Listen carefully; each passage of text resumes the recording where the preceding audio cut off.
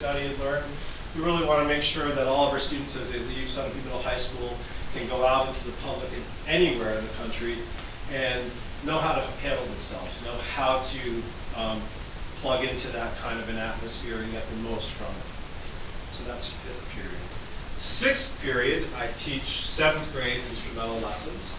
So I'll see the seventh graders that are in middle school. That's a new addition this year, which was really something that made me very happy. In many, I guess I would say in most middle school programs, you're going to have lessons 6th, 7th, and 8th grade for an instrumental program. And it's hard to do in a small school, and we've made the effort to add some more instructional time there, and it's making a nice difference. So I'll see those 7th graders in like instrument groups once a week as well. And then the last period of the day, 7th period, is a new class that just started. We actually piloted it last year at the very end of the year, but it really came on board this year, and it's an introduction to guitar class. It's a semester class, so we run it twice, and it's gained a lot of interest. I have had 12 students enrolled in that this year.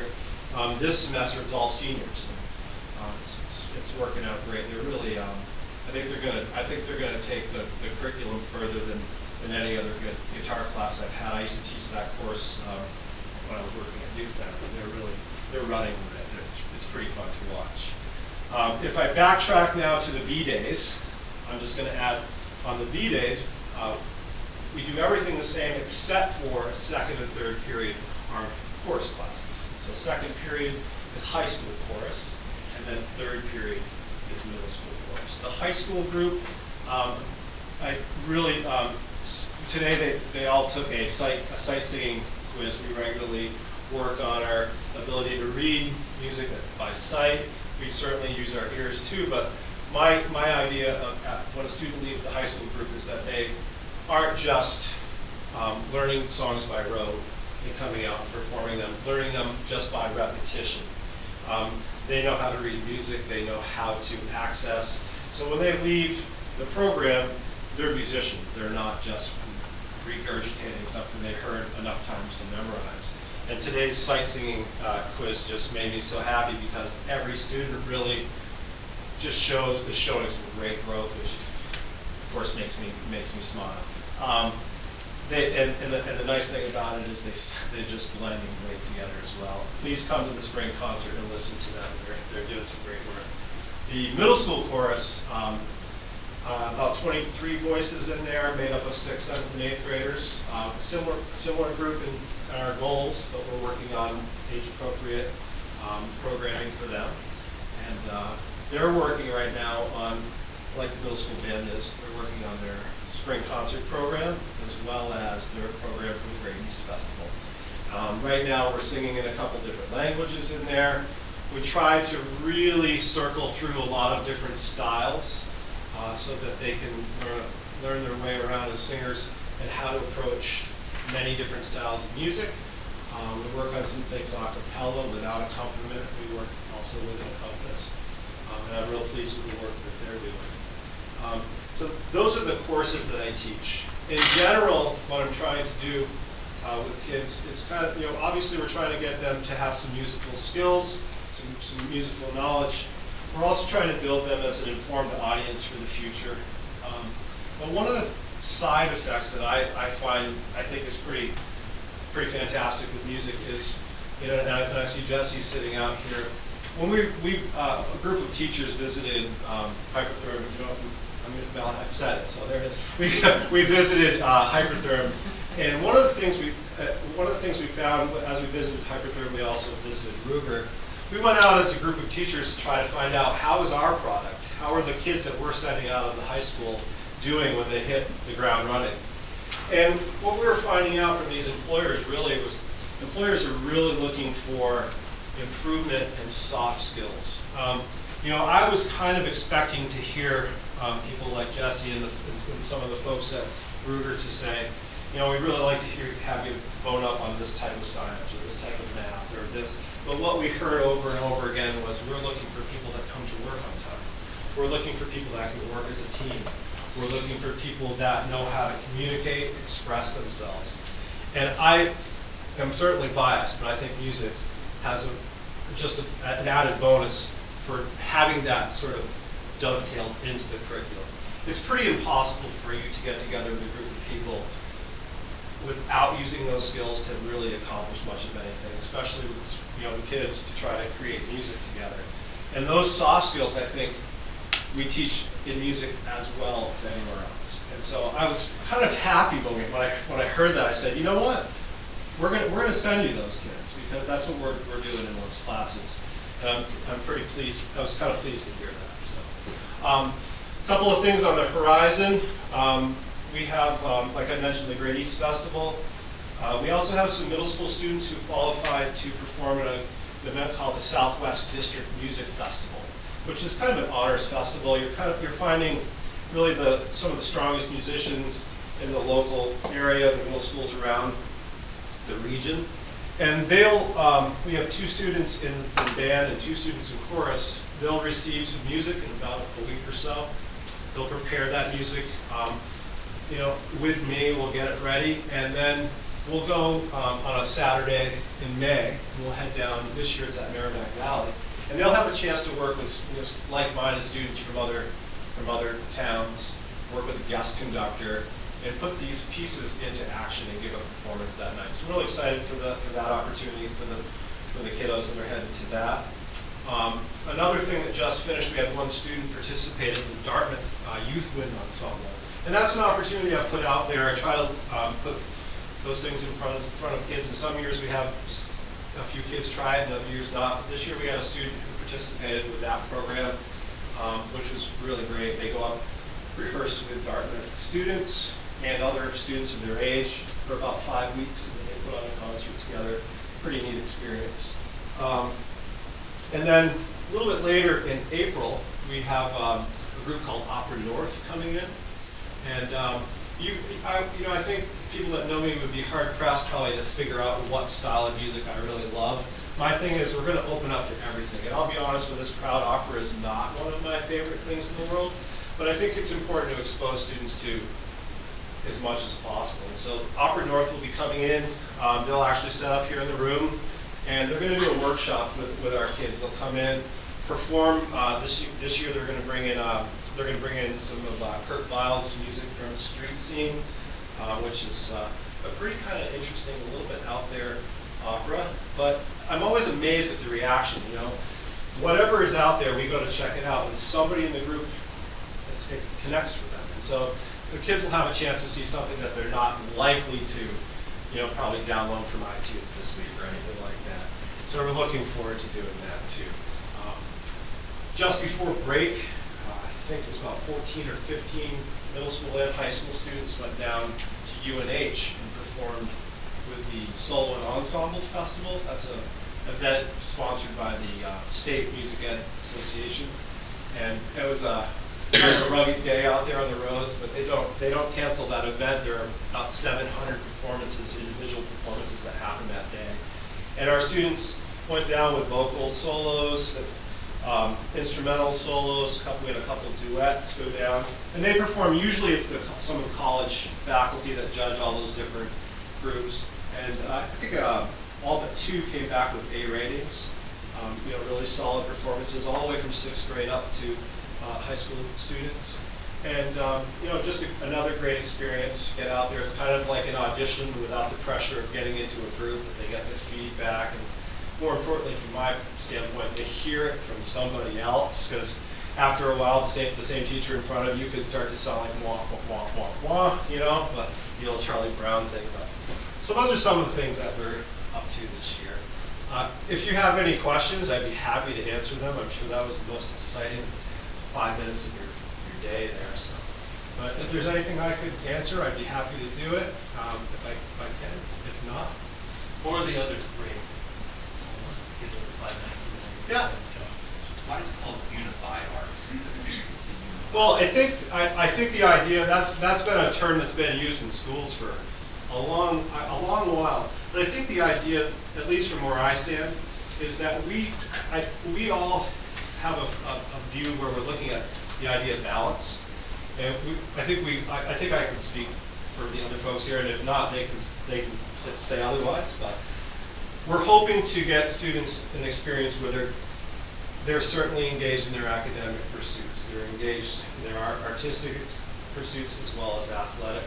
And we feel like those things dovetail. We feel like they all complement each other, regardless of which direction you happen to jump onto that train. And so the unified arts concept, I believe, wraps around that philosophy. It's really easy for me, if a student is working on X idea in a history class, to quickly connect that to where we were in music history, in art history, or if I don't know, I can ask the art teacher. But that's kind of the approach, the idea that we're trying to support those other endeavors, because they're really all, I think, pretty clearly connected. Does that answer your question? Or? Another perspective from that is the new standards that we're working on. They're part of the national NCCAS, National Core. Oh, it's the national.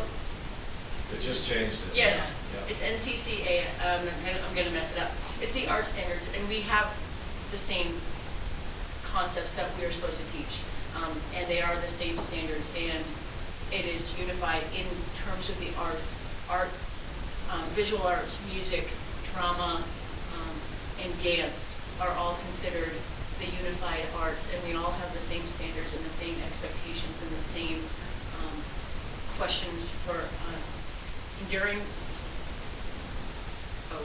questions. I get them mixed up. Essential questions and enduring understanding that we have to follow for our whole curriculum and what we do. And that's part of the team approach.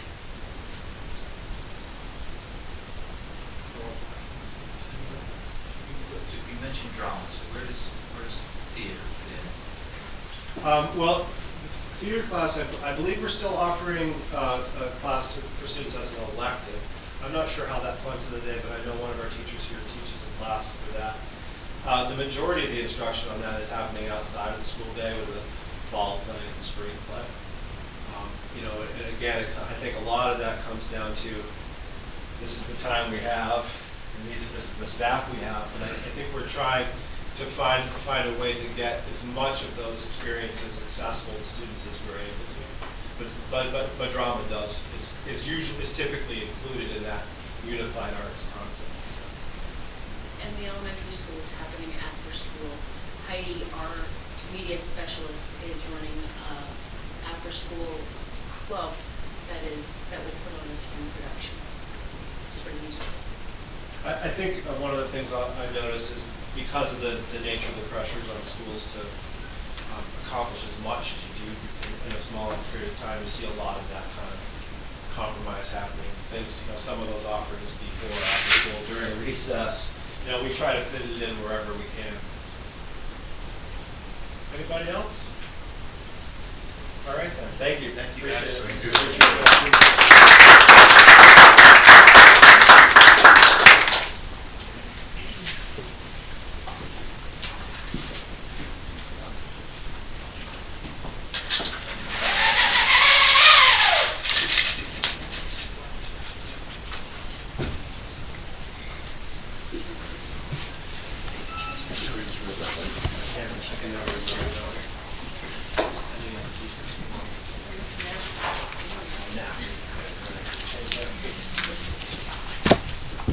Well, again, thank you, guys.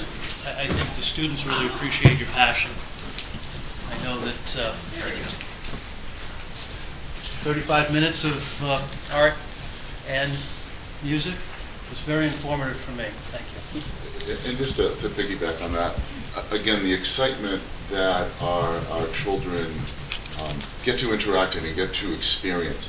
I talk a lot about getting hooks in the kids, and it's getting that's something that child is attracted to, whether that's an English class, a math class, a music class, an art class, a phys ed class, whatever it may be, a tech ed class. It's getting that hook in, and I think we all remember those things that hooked us in school. And art is a big hook for a lot of kids, and we have 4 great teachers, and we're very lucky to have them. And we get a lot of hooks in kids because of those teachers. So thank you all.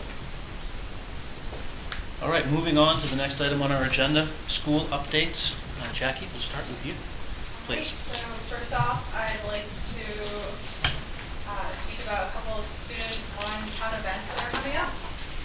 The National Honor Society is putting on the father-daughter dance. I mentioned this last time, and this is going to happen on March 25th, Saturday in the Sherburne Gym.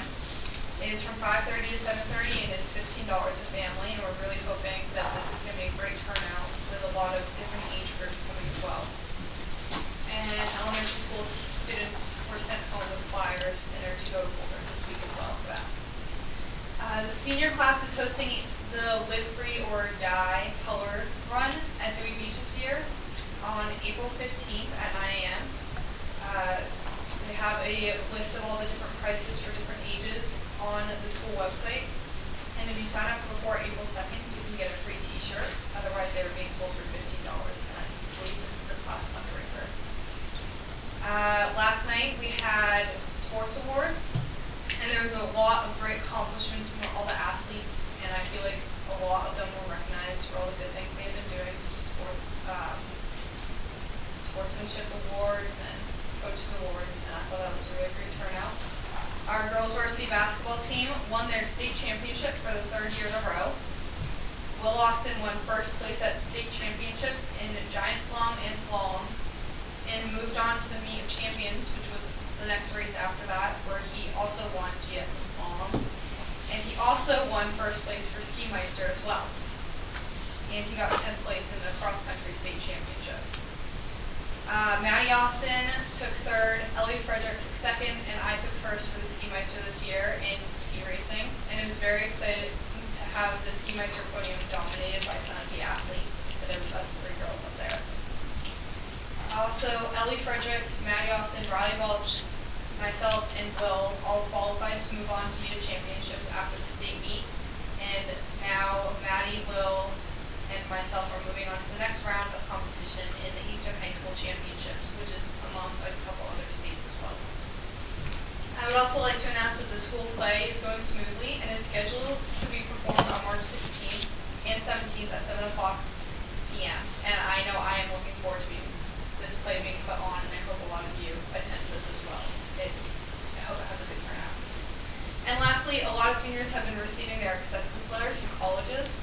And if you would like to look, there is a bulletin board out in the commons, and they have a bunch of letters, acceptance letters stuck up there. And there is more information on the guidance page on the school website under news and notes if you would like to look more into that.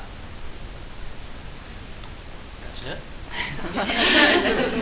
Megan, you have nothing left. If only. If only. Right? I mean, Jackie, thank you so much. Congratulations, by the way. Thank you. Go ahead. so I can keep going.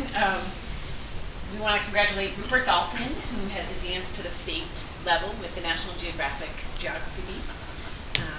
This is his 2nd year winning for our school, and he's qualified at the state level as well.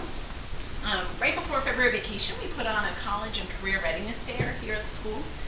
We have about 30 presenters from all different areas come and present to students about all sorts of different skills and attitudes and opportunities available as we think about being college and career ready. So students heard from a guest speaker who was an alumni who came back and spoke about just sort of his path and reinforced our school theme this year, which is Keep Trying. And then students attended workshops. We had a school-wide lunch, which has become a great annual event.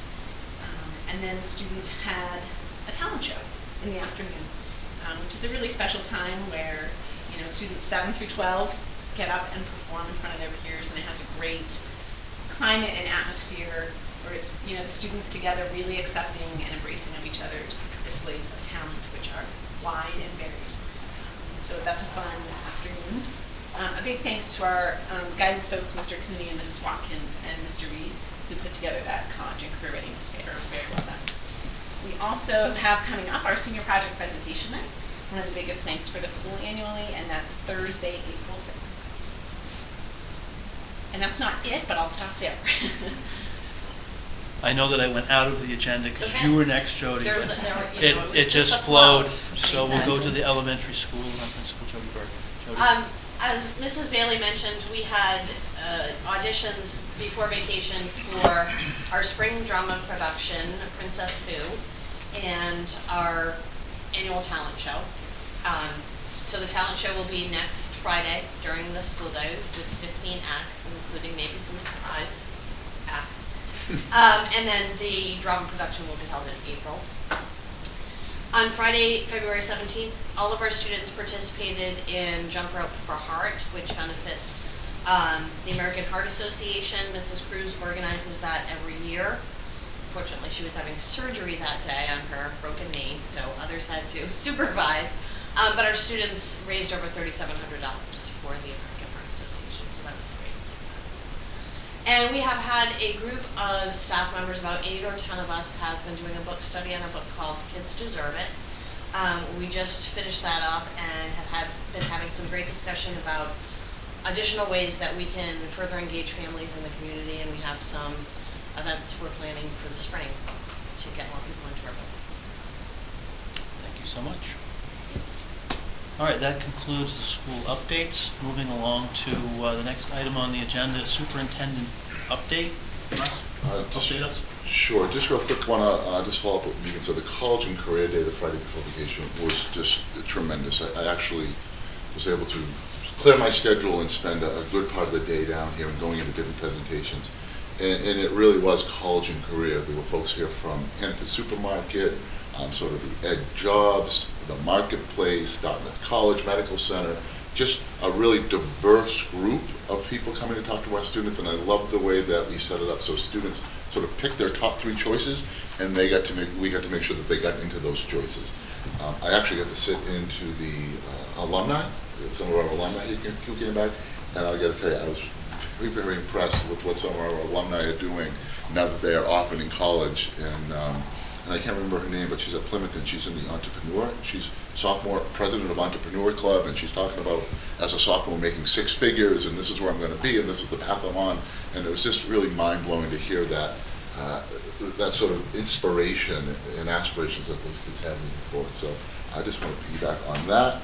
I'm going to hand you a letter that I received from the town the other day, and just so that you're aware, the town is going to be doing some paving on Lower Main Street, and Lower Main Street will be one-way traffic starting somewhere around the week of April 17th. They're going to do a lot of the work as far as the water mains at night. I've been assured that if the water does not come back on by the day, that I'll be notified ahead of time, and if we need to do a delay to make sure water is running and flowing, we'll be able to do that.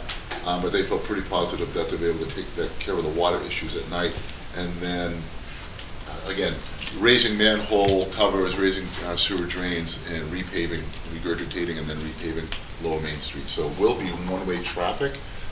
We'll put that out through our listserv to our parents so they know, as far as you won't be able to come in across the bridge, you'll have to go down past the information center and in that way to get access to either one of the schools. So it will have a little bit of disruption to the traffic flow. Again, this is coming in April. I'm meeting with folks in the town next week with Matt to just get a little more in-depth information, and then we'll be able to hopefully communicate with the town as far as traffic flows and when and where and why. Folks who live on this road, you probably have already received this letter as we received and have been notified that your water may be off at some point in time and hopefully turn back on at some point in time. So just making the board aware of that. We had an opportunity. Jackie sent, our middle school guidance counselor was with a group of students that went down to the Youth Summit on opioid prevention yesterday. This was held at the SMHU, whatever, the old Civic Center in Manchester. 8,000 students from across the state, folks like Gerard Mayo from the New England Patriots, one of Mark Wahlberg's brothers, folks who've had children impacted by the opioid crisis. Just a very, very informational exposure for our children to be able to come back and deliver those messages back here and have those conversations here at our school. So it was great that we were able to take part in that. As a small school, I think we spent about a handful of kids or so down, but it was nice that we were able to have our kids experience that and bring some of that back. And speaking with Jackie today, she said it was definitely for our high school kids, although there were kids there from middle school. But, and this is sort of, I guess, a positive thing. Some of the things that they were discussing, I don't think some of our middle school kids would have been able to follow. And that's, I think, a positive thing, where perhaps if you were from another community in middle school, maybe you had some of that exposure that you may not have had here in our community.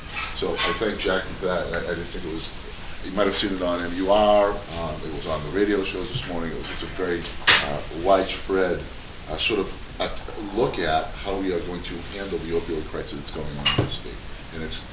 And really the push is, it's the education and looking at our youth and how we are going to tackle that now, so that that problem gets cut off before it gets to the point where we have people that are continuing to be addicted to opioids. So, we are in the process of collecting alumni information. So one of the things that I have been trying to do for the last 4 years here is connect with our alumni who leave, trying to get some data, some information. At this point, we've now created a LinkedIn page using the LinkedIn sort of business social media site. We're in the process of trying to figure out if we can get people to find us, but we're in the process of trying to invite people as well. So if you have a LinkedIn account and you're an alumni and you want to be linked in, send either myself or John a request, probably through email or through LinkedIn if you can find us on LinkedIn, and we can have you join our group. And what we're hoping to do is you'll go out and invite people to join our group as well who are some of the alumni. It's interesting because, again, I've done surveys for the last 4 years. My response rate back on those surveys has not been very, very good at all. But really all I was looking to do is find out where do you go to school, or where are you now, what's your job, 10 years out, 15 years out, 20 years out. We have some alumni in the room, so hopefully they'll connect with us and we'll be able to have them hopefully connect to other people. And it's very organic. We're not looking to get into your personal life and how many kids did you have, and we just want to know who you are, because I think it's great for us to be able to go back and look and say, hey, these kids graduated in the year 2000, and out of that we had 10 of them graduated from Plymouth State, and 7 of those kids have master's degree, and they're working in New Hampshire, or they're in California in engineering jobs, or they're down in Massachusetts. And just to sort of give us a lay of the land of some of the alumni. And we know, and I think you've heard me say this, our state and our town and our state is aging, and our kids are moving out. One of the things we have to do is find ways to keep our kids here, and that really goes back to the job market, and having jobs that are for young kids, and that our kids are going to stay here for, and they're going to be able to be in our communities, get back in our communities, be part of our communities.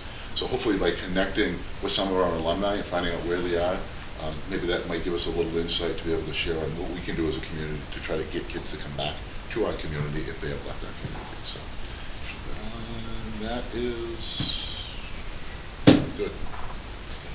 Any questions from the board just on what any of our presenters presented? No? How are we linking the opioid? 3 children that went, 3 students that I went? think it was 5. 5? Was it 10, 11? that? Okay. How are we linking that back to here, and what is next on the agenda for our education? So I can, and if you don't mind me jumping in. Oh, I'm sorry. The information piece that we had today, is the community conversations piece. And again, this stems from the youth risk behavior survey that was given a year ago now. We talked about those results. Based upon those results, we started a community group looking at that. We had a community forum at the library, had about 45 people show up there from them.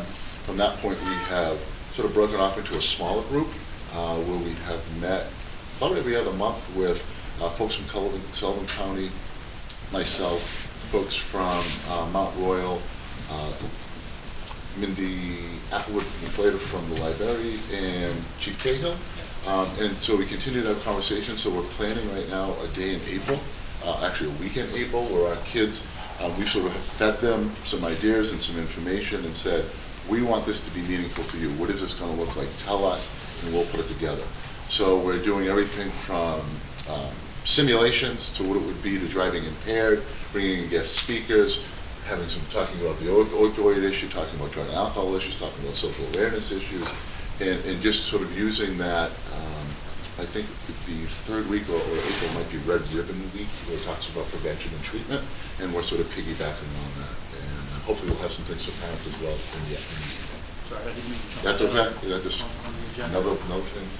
If I could just add in to piggyback on that. Please. So for the students who went, they saw a wide variety of strategies to talk with students and types of information being presented. So the U.S. Attorney General was there, Jeff Sessions. They heard from professional athletes. They heard from families affected by the crisis. They heard from a variety of people with a variety of different approaches in trying to talk about the issue. And so the discussions they had coming back, and that group of students who went as charged with is talking about what resonated with you. So which of those, was it the medical angle? Was it the lifestyle angle? Was it the family impact? Was it, which way really resonated with you? And then how can we then take that message out to all the students who were there? And that's what that group of students is now sort of being charged with and following up. You had a whole day. We saw all these different people try all different things. What hit home? And that can also help with springing back up to the group that Russ is working with. All right, well, are you complete with the report? I am. All right, thank you. Moving along on our agenda, we're going to move on to action items. And I will entertain a motion to put on the table proposed strategic planning goals. So either one of you two. I will move. Second. April made the Oh, motion. yeah. Heather seconding the motion. Putting it on the table for discussion. I'm sorry, April did. April made the motion. I'm looking at you when I said April. Vice versa. So, does everybody have a copy of it? They do? Yes. Okay. Do you guys want to share one copy of it? It's, where we can actually just read it. Yeah. April, would you like to read it? I can. All right, here, can I have your paper copy? No. I don't like to read papers. All right. So we have 5 goals on the committee, and we made statements, we worked in groups, then collaborated to make sure everything was a team effort. The first goal, the Sunapee School District will provide a rigorous and diverse academic program that promotes high student achievement through innovative curriculum that is evaluated and adapted to ensure optimum student growth. Number 2, the Sunapee School District will sustain and expand a welcoming culture focused on cooperation and collaboration, healthy competition, respect for individuality, open communication and support among the school and community, and a positive and inclusive social learning environment. The third one, the Sunapee School District will expand authentic, flexible, innovative instruction and curriculum. We will provide opportunities that honor the strengths and address the challenges of all students to optimize their educational success. Just going to take a break for a drink. Number 4, the Sunapee School District will provide academic and co-curricular schedules that balance the needs of students, teachers, and families. And finally, number 5, the Sunapee School District, in order to foster a culture of growth and to ensure the best instructional practices for all students, will promote high-quality continuity and effectiveness of faculty and staff through comprehensive recruitment, responsive staff development, and authentic evaluation. And those are our 5. This was put together by a group of So, how many? about 16, 18. The process, we had the focus groups. I think people participated in the focus groups, student, teacher, parent, and community focus groups. From those focus groups came a list, identified list of strengths and challenges. Those strengths and challenges were then put out to a greater community through a survey for them to be able to rank those and sort of give it whatever importance on which people felt. Based upon those responses, the Strategic Planning Committee looked at them and then started matching them up. Strengths and weaknesses, what talked about community, what talked about curriculum, what talked about instructional practices, what talked about scheduling and timing. And so based upon the strengths and challenges, like I said, combine those things to match and then develop the 5 goals off of them. So the committee has developed these goals. Again, it was a very collaborative process where folks wrote down and they were actually able to choose what they were interested in. So if you really wanted to talk about scheduling, you get to go get in that scheduling group and collaborate around scheduling. If you wanted to talk about instructional practice, you get to go over here and have that conversation. So folks worked on the goals, they developed the goals, and we came back together, and then we shared the goals to the whole group, and the whole group had input to the actual wording of the goals. So if we didn't like this, we wanted to tweak that, what exactly are we looking for there? We had that input and collaboration, and they were all approved by the full committee. And so then these now go to you for approval. When you approve them, you will send them back to us. The leadership team, probably with a few folks from the strategic planning committee, will then start working on action steps to talk about when these things will be achieved, how will be achieved, who will achieve them, the timeline in which they'll be achieved. That'll be part of the bigger strategic plan. This will then come forward to you hopefully in June for final approval. Okay. Both April and Both April and Heather, sat on the committee. Tara, Jody, Mrs. Balch, Sean, Okay. anybody else on that committee? Yeah, that's it. Motion's been made by April, seconded by Heather. Hearing no further discussion, we'll call for a vote. All those in favor? Aye. Aye. Action item carries. Next on the... I do have Oh, a sure. further discussion, and that is, you know, we went through a very comprehensive process. We had professionals help us through the process. It was certainly collaborative with families, administration, staff, and the community, as they were willing and able to be participating. From here, you know, how do we turn these goals into action, you know, actionable items? How do we take our plan, and will we be doing this alone or as a board, or, you know, where does NESDEC guide us in terms of creating actionable items to sustain a strategic plan as we had invested in to give us a 5-year outlook? So again, we'll take these goals now, the leadership team of the strategic plan, which is the administration, and again, we probably will invite, given there's a lot of work to be done here, invite some folks from the strategic planning bigger committee to help us with that work based upon time and availability, and develop those action steps. And so they gave us a template in which we should, again, who's sort of responsible for this? If this is a building thing, is this a district thing? Does this have to do with a business? Is there a financial piece to it? What are the strategic things that we'll need to have in place to make sure this gets achieved, and the timeline in which to do it? And so when we finish all that, so you may have, the first goal may have 7 action items underneath it. And again, when that comes to you as a board, you're going to review that and say, yeah, well, this is what we're looking to do. This sort of addresses, we feel that this addresses that in meeting this goal. And then that, again, the strategic plan drives you moving forward. So they've given us the process, they've given us the instruction, they give us the template. We obviously, I think, before we bring it to you, we'll throw it back at them and say, this is what we've done. Put a set of eyes on it. You do this, you know, we're paying you to do this.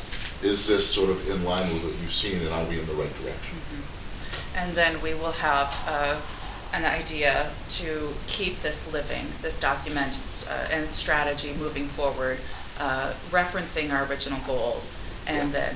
So the action statements, as I said, would have a timeline on them. So if it's to introduce a new math curriculum, and that needs to be done by 2019, there would be steps in which the administrative team is responsible for making that come to fruition.